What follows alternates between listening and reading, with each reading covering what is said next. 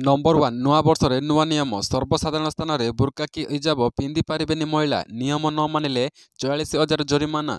नुआ वर्षर प्रथम दिन स्विट्जरलैंड रे लागू है नुआ नियम। एवं सर्वसाधारण स्थान में महिला माने ढांकी पारिबेनी मुह। बुर्का एवं हिजाब परिधान उपरे कटकणा लगाइला सरकार। आईन अनुसार बुर्का किंबा अन्य कौनसी माध्यम रे मुह ढांकिबा लागि मना होइछि। केवल सेतिकी नुहे, आईन उल्लंघन कले मोटा अंकर दंड गणिबे। 93,000 टंका पर्यंत जरिमाना लागिब। राष्ट्रव्यापक जनमत संग्रहण माध्यम यह आईन पारित होइछि। बुर्का बियान पाई 2021 स्विट्जरलैंड रे जनमत संग्रह करा जायतिला। एतिरे 51.21% नागरिक बुर्का बियान संपर्क में भोट देइतिले। या परे बुर्का बियान लगी आईन अणा जायतिला। नंबर 2 मुख्यमंत्री बड़ घोषणा बढ़िला स्वाधीनता संग्रामी भत्ता। मुख्यमंत्री मोहन माझी बड़ घोषणा बढ़िला स्वाधीनता संग्रामी भत्ता।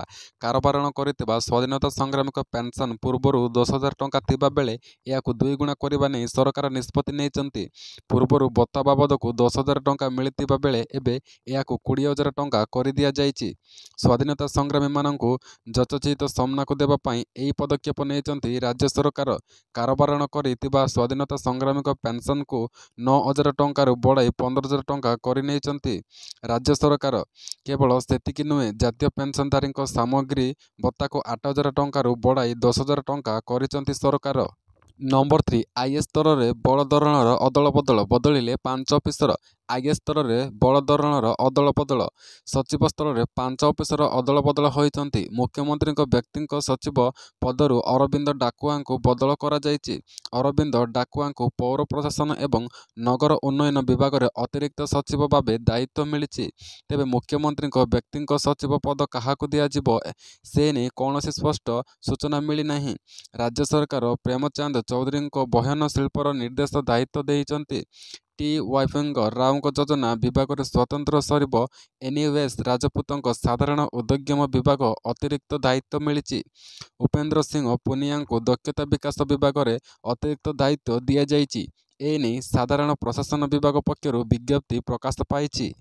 नंबर 4 चोर चलिबो डबल टेक बस। असजल रास्ता को तुरंत सजाड़ा मंत्री निर्देश। आसंता 6 तारिख में डबल डेकस बस एवं लोकार्पण गृह और नगर उन्नयन मंत्री। रास्ता काम सफेई और साजसजा काम नैतिबा अधिकारी और एआर दायित्व थिबा विभागीय सरकारी अधिकारी गृह और नगर उन्नयन मंत्री कृष्णचंद्र महापात्र विभिन्न स्थान बुली देखिचंती। तुरंत अंपस्काल स्थान असजल जगह को सजाड़ा उपरे विभागीय मंत्री को देले निर्देश। सहर को सफा सहित एयरपोर्ट प्रदर्शनीय पड़िया समेत नंदनकानन एवं राजधानी किछि अंचल बुलिले विभागीय मंत्री। प्रवासी खाइबे पारंपरिक ओडिया खाद्य। देशी खाद्य मजा नेबे प्रवासी। प्रदर्शनीय पड़िया आदिवासी मेला सह एवं फूड फेस्ट भली सिटी एक्टिवेशन कार्यक्रम हेबो। नंबर 5 800 कोटी टपिला जनसंख्या। भारत में सर्वाधिक 141 कोटी। 2025 जनवरी 1 सुधा विश्व में जनसंख्या 800 कोटी रे पहुंची। अमेरिका रे जनगणना ब्यूरो पक्षर मंगलवार प्रकाश पाइतिबा एक रिपोर्ट ए आकलन करा जायछि। केवल 2024 रे विश्व रे जनसंख्या रे 7.1 कोटी वृद्धि घटिछि। 2024 जनवरी 1 सुधा विश्व रे समुदाय जनसंख्या 801.9 कोटी थिबा बेले एबे एही संख्या वृद्धि पाई 809 कोटी रे पहुंची। 2024 रे विश्वर जनसंख्या 0.9% आर रे वृद्धि पाइतिला, जहाँ 2023 रे जनसंख्या वृद्धि हारटू कम रहितिबा नै यूएसबी आकलन करिछि। तेबे केवल 2023 रे विश्व जनसंख्या रे 7.5 कोटी वृद्धि घटितिबा नै यूएसीबी कहिछि। उक्त रिपोर्ट अनुसार 141 कोटी जनसंख्या सह भारत हेउछि विश्वर सबुठु जनबहुल देश। नंबर 6 रूसिया यूक्रेन युद्ध भितर आसला खुशी खबर। जानतु कौन है।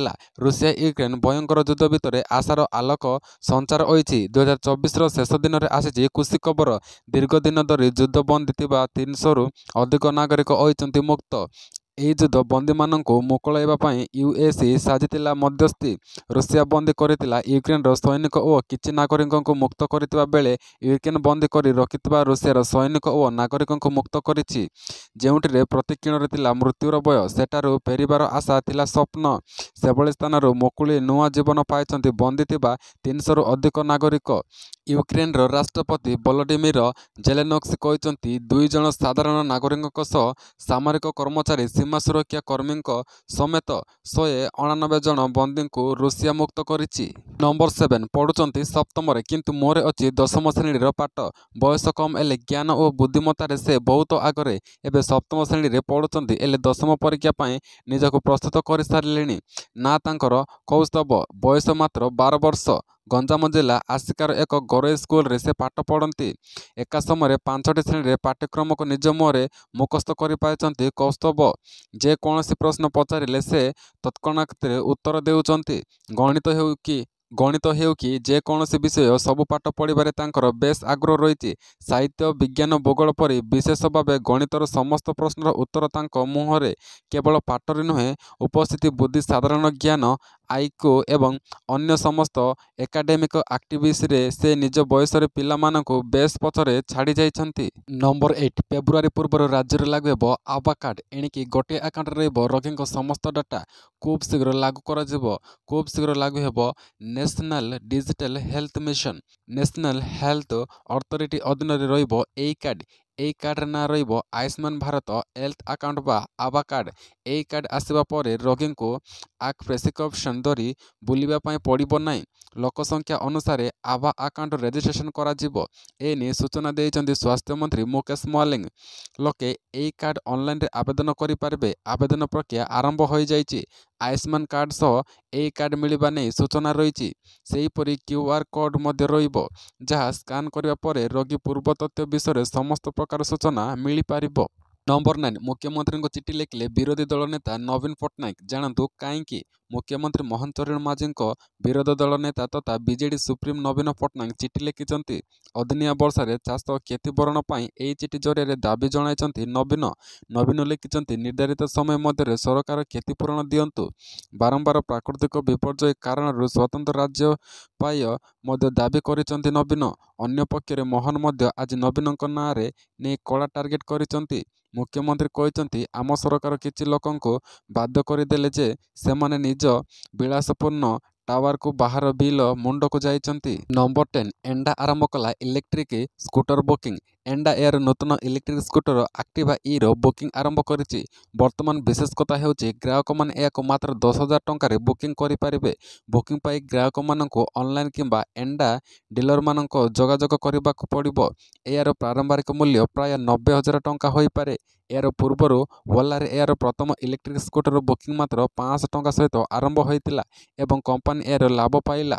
ଏଣ୍ଡା ଆହୁରି ମଧ୍ୟ ଆଶା କରେ ଯେ ବୁକିଂ ପରିମାଣରେ କମ୍ ରଖିଲେ ଏହା ସର୍ବାଧିକ ବୁକିଂରେ ଲାଭ ପାଇବ। ଏଣ୍ଡା ଆକ୍ଟିଭା ଇଲେକ୍ଟ୍ରିକ୍ରେ 2ଟି 1.5 କିଲୋୱାଟ୍ ବ୍ୟାଟେରୀ ପ୍ୟାକ୍ ମିଳିବ। ଥରେ ଚାର୍ଜ କଲେ ସ୍କୁଟର 102 କିଲୋମିଟର ପର୍ଯ୍ୟନ୍ତ ରେଞ୍ଜ ଦେବ ବୋଲି ହେଣ୍ଡା ଦାବି କରିଛି। ଏହି ସ୍କୁଟରଟି ମାତ୍ର 7.3 ସେକେଣ୍ଡରେ 0ରୁ 60 କିଲୋମିଟର ବେଗ ବଢ଼ିପାରିବ ଏବଂ ଏହାର ସର୍ବୋଚ୍ଚ ଗତି 80 କିଲୋମିଟର ହେବ।